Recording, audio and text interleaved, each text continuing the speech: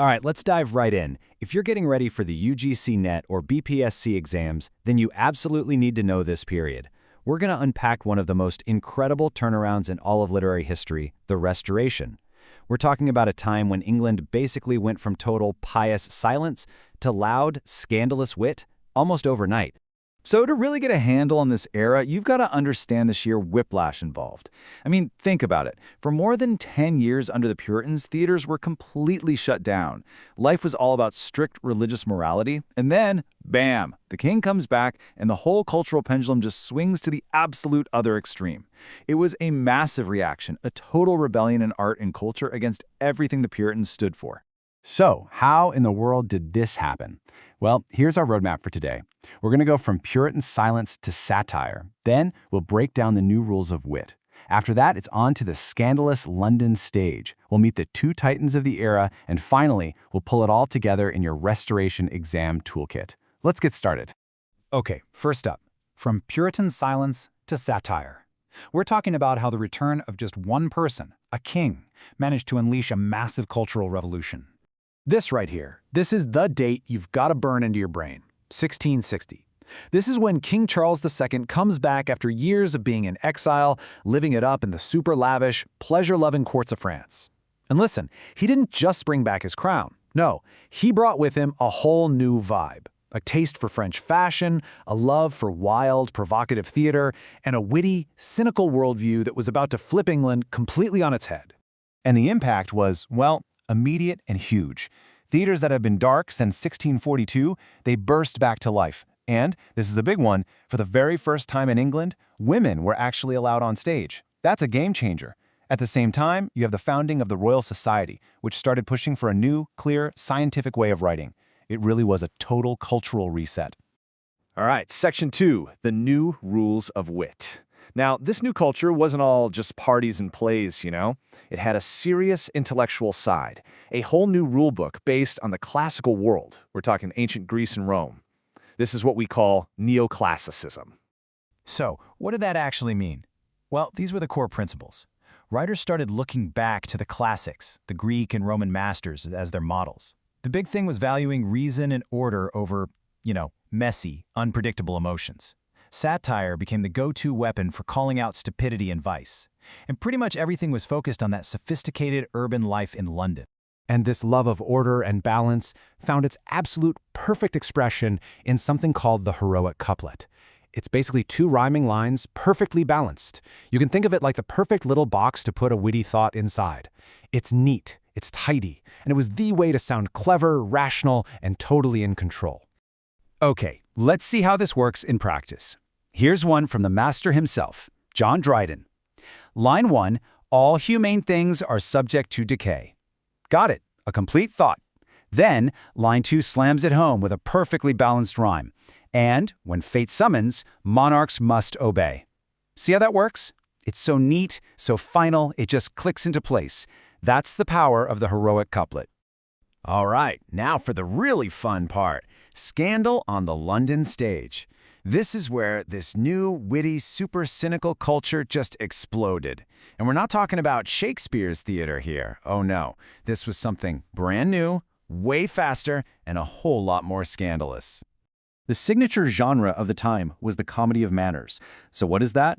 Well, these plays were all about the rich, fashionable people in London. Forget about morality plays. These weren't trying to teach you a lesson. They were all about sharp dialogue, love games, social climbing, and backstabbing. In this world, the most important thing wasn't being a good person, it was being a witty one. And every one of these plays had a cast of characters that the audience knew instantly. First up, you've got the rake. He's the charming, witty bad boy that you're not supposed to like, but you totally do. Then there's the fop, an overdressed idiot who's obsessed with fashion and tries so hard to be witty but just isn't. You've also got the wit, who's an intelligent, clever woman often running circles around the men. And you can't forget the prude, who acts all morally superior in public but is probably up to no good behind the scenes. And if you want the perfect example of this cynical, intellectual vibe, look no further than the proviso scene. This is amazing. Instead of a big romantic declaration of love, you get the hero and heroine literally negotiating the terms of their marriage. It's not, I love you, it's, okay, here are my conditions. It's like a business contract. It's this incredible snapshot of a new way of thinking about relationships, all about personal freedom and intellectual equality. Okay, so who were the actual writers behind all of this genius? Let's talk about the era's two titans. For any exam, you have got to know these two names, John Dryden and Aphra Behn. And they could not be more different. On one side, you have John Dryden. He's the ultimate insider, the establishment guy. Poet laureate, the master of satire, they literally called him the literary dictator because he was so influential. And then, on the other side, you have Aphra Behn, a total trailblazer, a former spy for the king who then became the first woman in England to actually make a living as a professional writer. How cool is that? Dryden's range was just unbelievable. The guy could do it all. He nailed political satire with Absalom and Achitophel, and then perfected personal, nasty satire with Mac Flecknoe. He basically invented modern literary criticism with his Essay of Dramatic Poesy. He wrote everything: tragedy, comedy, poetry, criticism, and he set the gold standard for all of it. But Aphra Behn's work was every bit as revolutionary. Her comedy, The Rover, was a huge hit on stage, but it was her prose fiction that really broke new ground. You have to know Uronoko. It tells the story of an enslaved African prince, and it's a major step toward what we now call the novel. It's also one of the very first anti-slavery stories in English literature. She wasn't just writing good stories. She was proving that a woman could be a professional author, and that her voice mattered. Okay, final section. Let's build your restoration exam toolkit. This is the rapid-fire review. All the key facts, dates, and names you absolutely need to lock down for the UGC Net and BPSC. First up, dates. Think of these as the key signposts for the era. 1660, the big one, The King Returns. 67, Milton's Paradise Lost comes out, kind of a throwback to the older style. 68, Dryden gets the gig as the first ever poet laureate. 88, Behn publishes the groundbreaking Oronoco, and 1700 marks the high point of Restoration comedy with Congreve's The Way of the World. Got it? Good. Next, your author and masterpiece cheat sheet. You need to be able to match these up.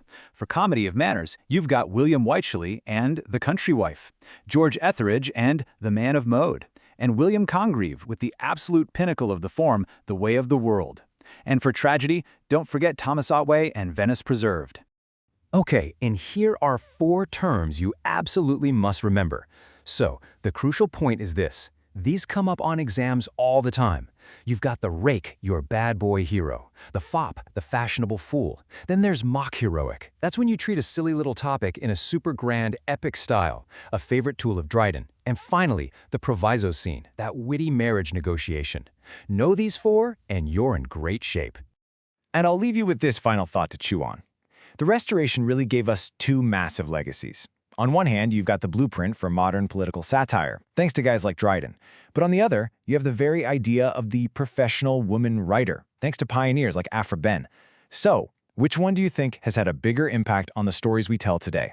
Something to think about as you dig deeper into this incredible, game-changing period.